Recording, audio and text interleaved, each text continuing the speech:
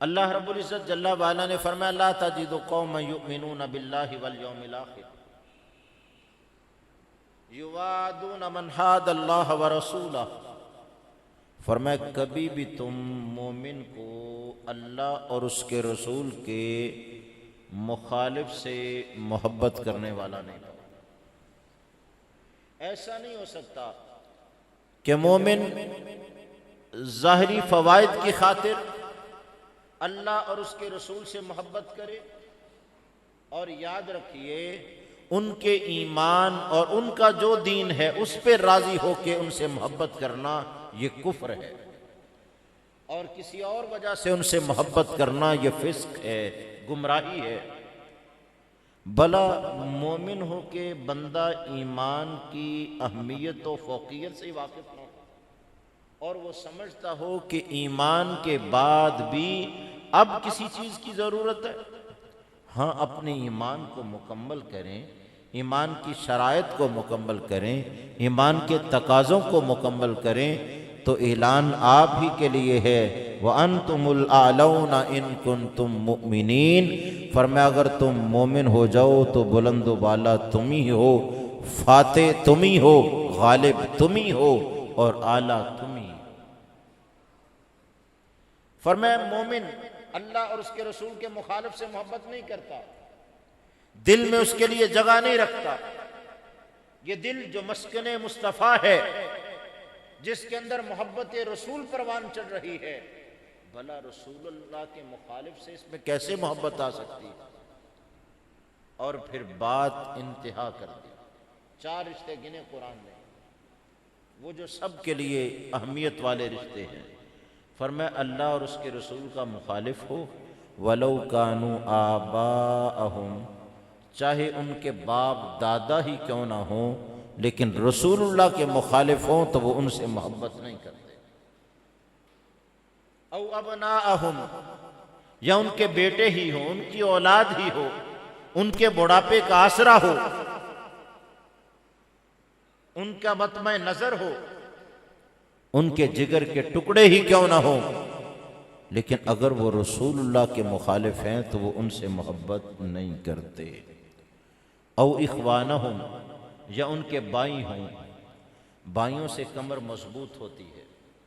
رب العزت جل وعلا نے کہا موسیٰ علیہ السلام سے ٹکرا جاؤ جا کے فرعون سے، سَنَشُدُّ عَضُدَكَ بِأَخِيكَ، ہم تمہارے بھائی کے ساتھ تمہارے کندھوں کو مضبوط کریں گے، وہ تمہاری پشت کے پیچھے ہوگا، اور جس کی پشت کے پیچھے بھائی کھڑے ہوں اسے کوئی پرواہ نہیں ہوتی۔ فرمایا ٹکرا جاؤ فرعون سے، کہہ دو جو اسے کہنا ہے، ہم تمہارے کندھوں کو تمہارے بھائی سے مضبوط کریں گے۔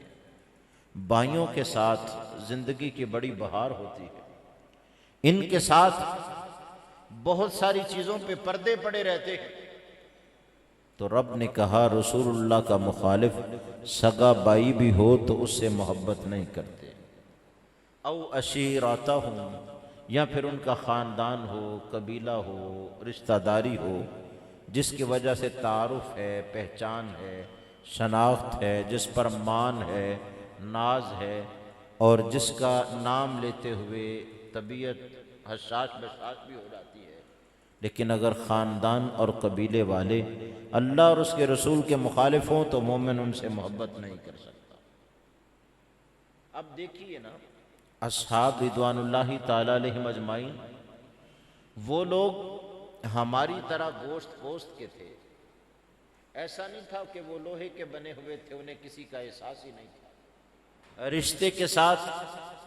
کوئی تعلق ہی نہیں تھا، لیکن ایک بات ضرور تھی، جب انہوں نے رسول اللہ کی غلامی اختیار کر لی نا، پھر رسول اللہ کے مخالف کے ساتھ کبھی محبت نہیں پیدا ہوئی۔ دل میں رسول اللہ کی محبت کے ساتھ مخالف کی محبت رہ ہی نہیں سکتی۔ حضرت ابو عبیدہ بن جراح نے اپنے باپ جراح کو جنگ میں للکارا، حضرت ابو بکر صدیق رضی اللہ تعالیٰ عنہ نے اپنے بیٹے عبد الرحمن کے خلاف مبارزت کی اجازت چاہیے آقا علیہ السلام سے، سرکار نے کہا ابو بکر ٹھہر جاؤ، جنگی حکمت عملی یہ نہیں، تم میرے کان ہو، یعنی تم جو سن کے آتے ہو میں سمجھتا ہوں میں نے سنا ہے، تم میری آنکھیں ہو، تم جو مشاہدہ کرتے ہو میں سمجھتا ہوں میں نے کیا ہے، ابھی ٹھہرو، پہلے ان کو آگے جانے دو پھر تم جانا۔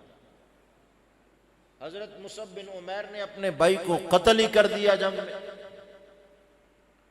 حضرت سیدنا علی شیر خدا رضی اللہ تعالیٰ عنہ نے اور ان کے ساتھ حضرت امیر حمزہ نے اپنے خاندان اور کنبے کے کتنے لوگوں کو جنگوں میں قتل کیا، صرف اس لیے کہ خاندان اور کنبہ جو ہے یہ اس وقت فائدہ دیتا ہے جب رسول اللہ کی غلامی میں ہو۔ ہم تو ایک ہی بات یاد رکھتے ہیں، سرکار کا غلام ہے کہ گستاخ ہے، جو ان کا غلام ہے وہ سر آنکھوں پر، اور جو ان کا گستاخ ہے اس سے ہمارا کوئی تعلق نہیں بن سکتا۔ آج ہمیں بھی اپنی محبت کو ایسا ہی خالص کرنے کی ضرورت ہے، یہ نہیں کہ 4 دن نعرے لگائے غلامی رسول میں موت بھی قبول ہے، لیکن اپنے